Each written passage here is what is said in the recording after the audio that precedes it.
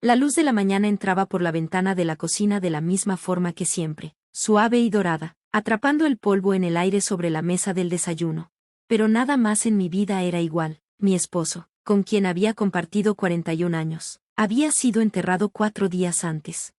Y yo estaba de pie junto al fregadero lavando una sola taza de café, pensando que nunca había entendido de verdad la palabra sola hasta ese momento. El teléfono sonó antes de que terminara de secarme las manos. Era mi hijo. Mamá, dijo Daniel, y había algo en su voz que al principio no pude identificar. No era duelo, no era la ternura agotada de un hijo que llama para ver cómo está su madre. Era otra cosa, algo medido y preparado, como si hubiera ensayado lo que diría después. Brenda y yo hemos estado hablando. Creemos que deberías venirte a vivir con nosotros por un tiempo, solo hasta que todo se calme. Le dije que agradecía el gesto, le dije que me estaba arreglando bien sola. Es una casa muy grande para una sola persona, dijo.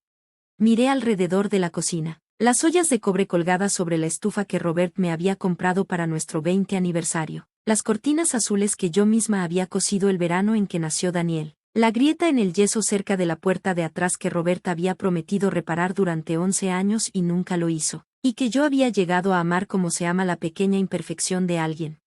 Es mi hogar, dije. Hubo una pausa.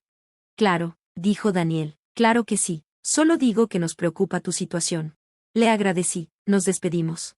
Dejé el teléfono sobre la barra y me quedé inmóvil durante mucho tiempo. Se llamaba Robert Alan Calloway, y me había amado con una calma y una constancia que yo no siempre merecí. No fuimos una pareja dramática, no peleábamos a gritos ni nos amábamos a gritos. Construimos algo lento y sólido durante 4 décadas. Una casa en Maplewood, Nueva Jersey, un hijo, una vida llena de sábados comunes, listas del súper y viajes por carretera con indicaciones equivocadas, y el placer particular de saber exactamente cómo toma su café una persona. Murió un martes, a finales de octubre, cáncer de páncreas, diagnosticado en julio, se fue en otoño. 3 meses. El médico dijo que algunas personas duraban más, nosotros no éramos de esas personas. El día que regresamos de su última estancia en el hospital, cuando ya sabíamos que era la última, Robert me tomó la mano en el auto y me dijo, necesito que me prometas algo. Lo que sea, dije, y lo decía en serio. No dejes que tomen decisiones por ti. Me apretó la mano. Eres más fuerte de lo que crees, Margaret, siempre lo has sido, solo no lo olvides cuando yo ya no esté para recordártelo. Se lo prometí. Le sostuve la mano todo el camino a casa, y seguí sosteniéndosela incluso después de entrar a la cochera, los dos sin querer ser los primeros en soltar. Las llamadas empezaron antes de que se escribieran las notas de agradecimiento del funeral. Daniel volvió a llamar 4 días después de la primera conversación. Esta vez Brenda también estaba en la línea. Su voz era animada y eficiente, como la de alguien que ya tomó una decisión y ahora solo te la está informando. De hecho, hemos estado investigando un poco, dijo, sobre el mercado inmobiliario en esta zona. Mamá, dijo Daniel, los valores han subido bastante. Tu casa podría venderse en mucho dinero ahorita. Dejé el bolígrafo. Le estaba escribiendo a la hermana de Robert en Phoenix, contándole del servicio, de las flores, de cómo la luz de la tarde había entrado por las ventanas de la capilla. No voy a vender mi casa, dije. No estamos diciendo que tengas que hacerlo, dijo Daniel rápidamente. Siempre suavizaba los bordes de Brenda cuando pensaba que yo los notaría. Solo creemos que vale la pena considerarlo. Tendrías la plusvalía. Podrías vivir en un lugar más pequeño, más fácil de manejar. ¿Y exactamente donde se supone que viva, Daniel?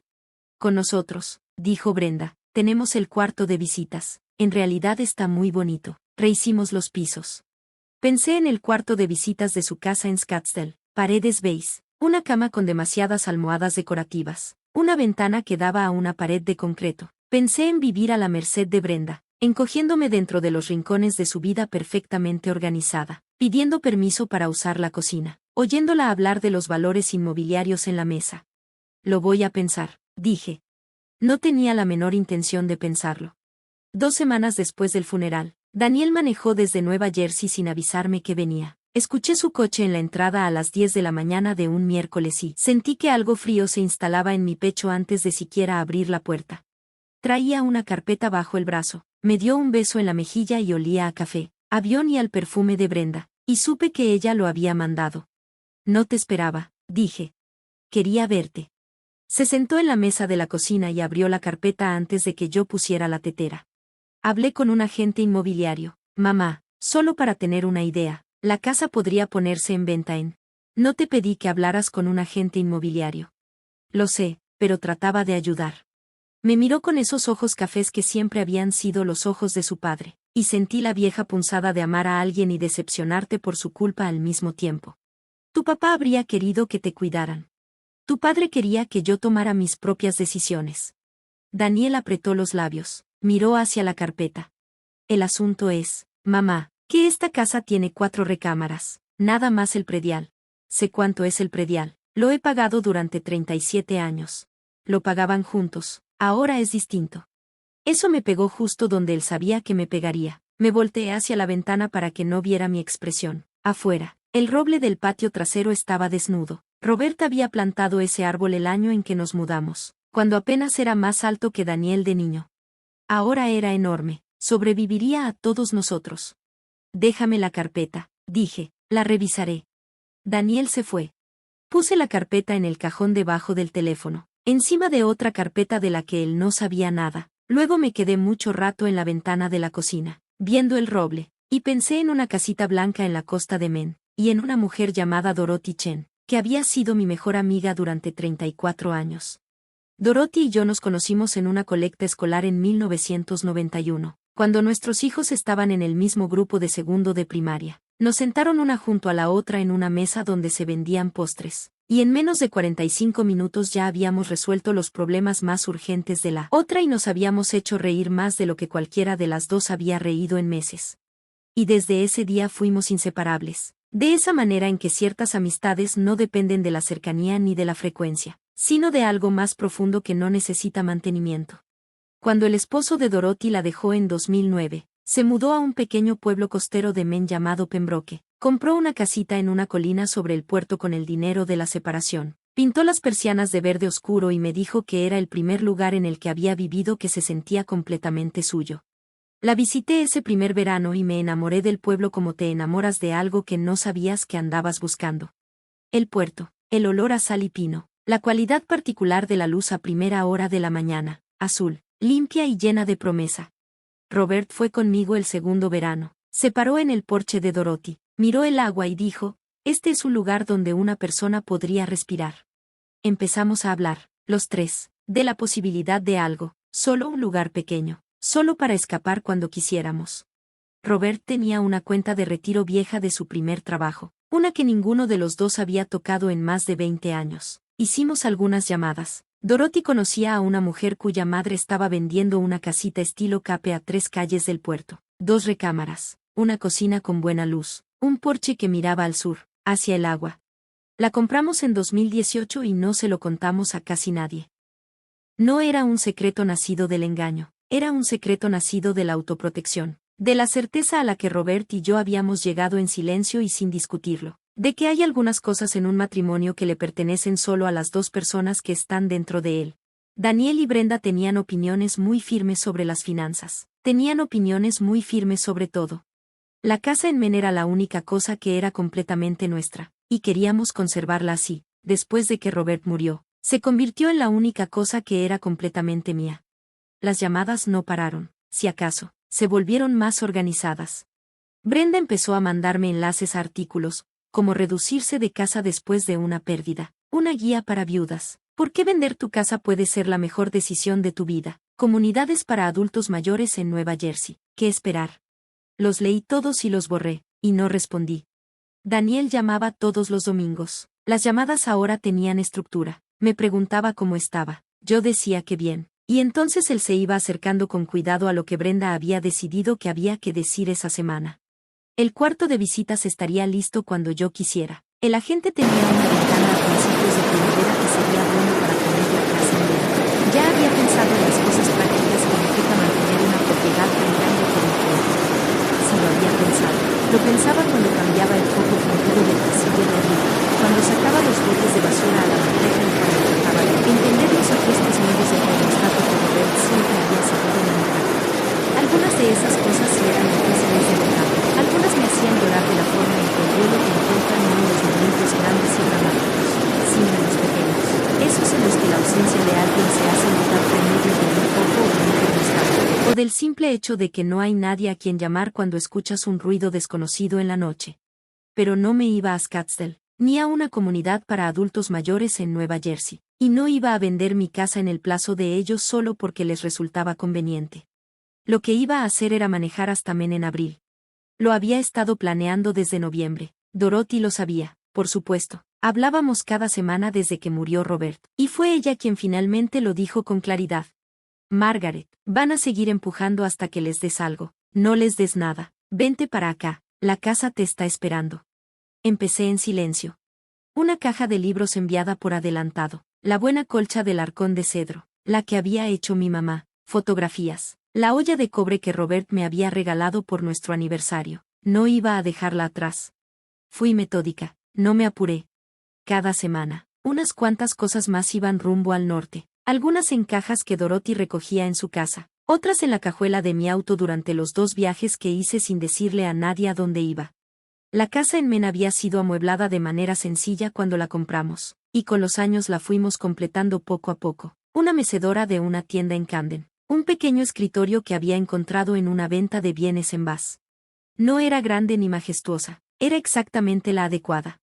Seguí pagando los servicios de Maplewood, seguí contestando las llamadas dominicales de Daniel, seguí siendo, desde su perspectiva, una viuda de 67 años administrando una casa de 4 recámaras en Nueva Jersey, tal vez desgastándome, tal vez entrando en razón, tal vez a punto de ser razonable. La carta llegó un viernes a principios de marzo. Estaba dirigida a mí de la manera formal en que llegan las cosas serias, mi nombre completo impreso en un sobre de negocios. La abrí en la mesa de la cocina con mis lentes de lectura y una taza de café, y la leí 2 veces antes de entender por completo lo que tenía en las manos. Daniel había contratado a un abogado inmobiliario, no para vender la casa. No tenía autoridad legal para vender mi casa, pero sí para mandar una carta formal, redactada con mucho cuidado, informándome que él y Brenda habían hablado con un especialista en planeación patrimonial, y que, dadas las condiciones financieras actuales, tenían preocupaciones sobre la propiedad y querían hablar de su futuro manejo en un entorno estructurado. Entorno estructurado.